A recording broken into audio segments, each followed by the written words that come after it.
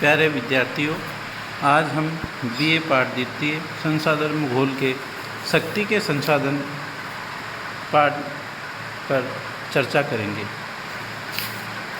शक्ति energy is understand power capacity to do work in the terms of movement of object और through a distance. अर्थात शक्ति से तात्पर्य, ऊर्जा से तात्पर्य किसी कार्य करने की क्षमता, उसको मूवमेंट करने की क्षमता और उसको कुछ दूरी तक हटाने की।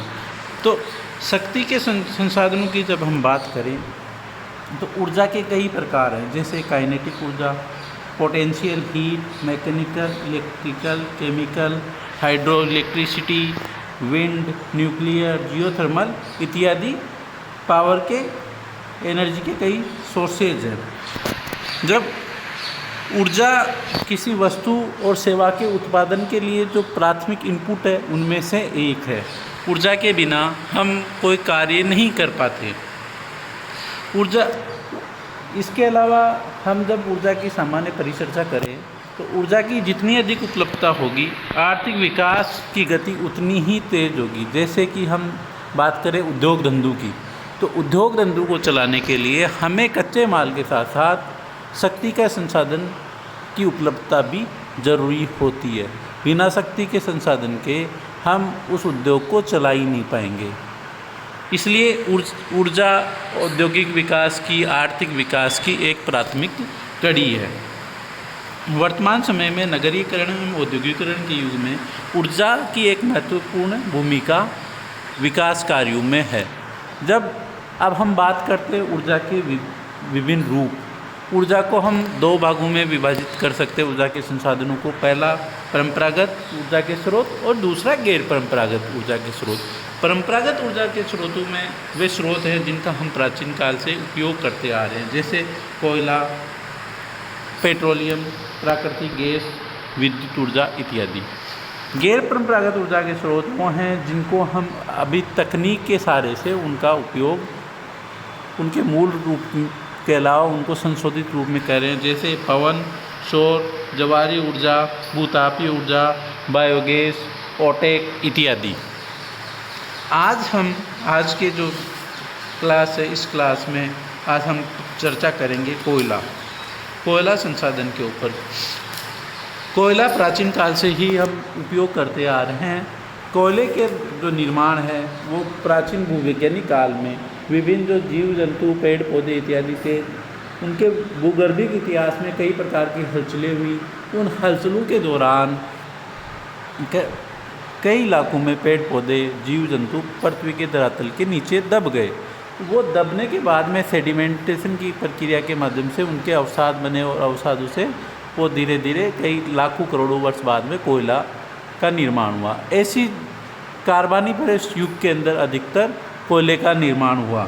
इसी कार्बन और कार्बन से कार्बनिफेरस, ऐसी घटनाएं जो प्रमुख थी वो कार्बनिफेरस युग में हुई थी। इसीलिए कार्बन के आधार पर कार्बनिफेरस युग का नामकरण किया गया था। कोयले के जो मुख्य प्रकार हैं उनमें मुख्य रूप से पहला एंथ्रेसाइट। 4 भागों में कोयले की जो किस्म है उसको 4 भागों में विभाजित करते हैं। एंथ्रासाइट सर्वोत्तम किस्म का कोयला होता है। ये बहुत कठोर, चमकदार, रवेदार और ब्रिटल होता है। इसमें कार्बन की मात्रा 90 से 95% तक होती है और वाष्पशील पदार्थ बहुत कम होते हैं। इसके जलने पर धुआं बहुत कम निकलता है तथा इसमें ताप की मात्रा अत्यधिक होती है। इसमें ऑक्सीजन और हाइड्रोजन लगभग 2% होती है। ताप उत्पादक संयंत्रों में इसकी अत्यधिक मात्रा होती है और अत्यधिक डिमांड होती है। एंथ्रासाइट के भंडार मुख्य रूप से यूएसए के पेंसिल्वानिया क्षेत्र में, ग्रेट ब्रिटेन के दक्षिणी वेल्स में, पूर्व सोवियत संघ, जर्मनी, बेल्जियम और चीन में सीमित हैं। दूसरा जो कोयले का प्रकार है वो है बिटुमिन्स।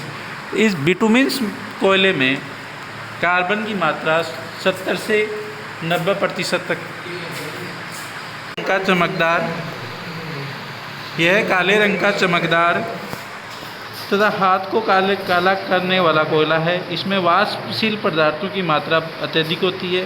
तो ये कोयला जलने पर बहुत अधिक धुआं देता है तथा पीली लौ के साथ जलता है। इसमें राख का अंश भी अधिक होता है। तथा इसमें कार्बन की मात्रा 70 से 90% होती है। गठिया बिटुमिन्स को सब बिटुमिन्स भी कहते हैं। बिटुमिन्स के प्रमुख रूप से 3 उपभेद हैं, जो कि है कोकिंग कोयला।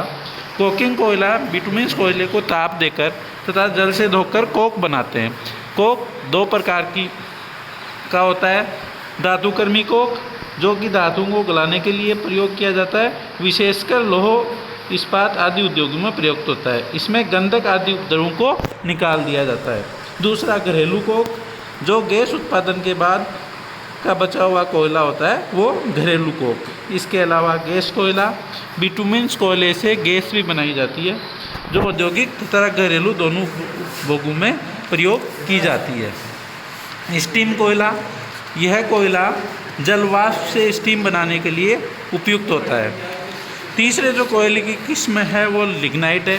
लिग्नाइट में कोयले में कार्बन की मात्रा 45 से 70% तक की होती है।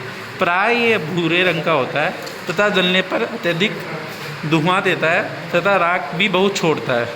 इसमें यह एंथ्रेसाइट और बिटुमिन्स से अपेक्षाकृत नवीन कोयला है। इसमें वनस्पति का अंश अधिक होता है। अर्थात जो लिग्नाइट कोयला है उसका निर्माण भूवैज्ञानिक दृष्टिकोण से अभी वर्तमान समय में हुआ है, इसलिए इसमें जो वनस्पति के अंश हैं वो उनकी मात्रा अधिक होती है। लिग्नाइट का उपयोग मुख्य रूप से स्टीम बनाने और थर्मल विद्युत उत्पादन के लिए किया जाता है। इसके विश्व में भंडार USA, जर्मनी में है, जहाँ इसका उपयोग विद्युत उत्पादन में किया जा रहा है।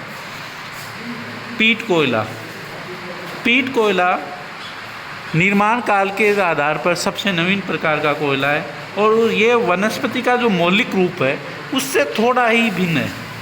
इसमें कार्बन 55%, 35% ऑक्सीजन और 10% हाइड्रोजन होती है।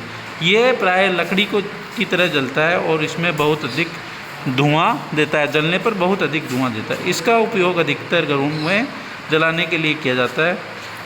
पूर्व सोवियत संघ में पीट कोयले का उपयोग विद्युत उत्पादन में भी किया जाता है। कोयला मुख्य रूप से 4 खनन की विधियों से कोयले को खनित किया जाता है। ओपन कास्ट विधि, ड्रिफ्ट खदान विधि, शाफ्ट खदान विधि और ढाल खदान विधि। विश्व में कोयले के वितरण की बात करें तो विश्व में मुख्य रूप से कोयले के भंडार पूर्व सोवियत संघ, चीन, संयुक्त राज्य अमेरिका, ग्रेट ब्रिटेन तथा यूरोपीय देशों में, इसके अलावा भारत, कनाडा, दक्षिणी अफ्रीका और ऑस्ट्रेलिया में अपनी आवश्यकता पूर्ति के लिए पर्याप्त कोयले के भंडार हैं।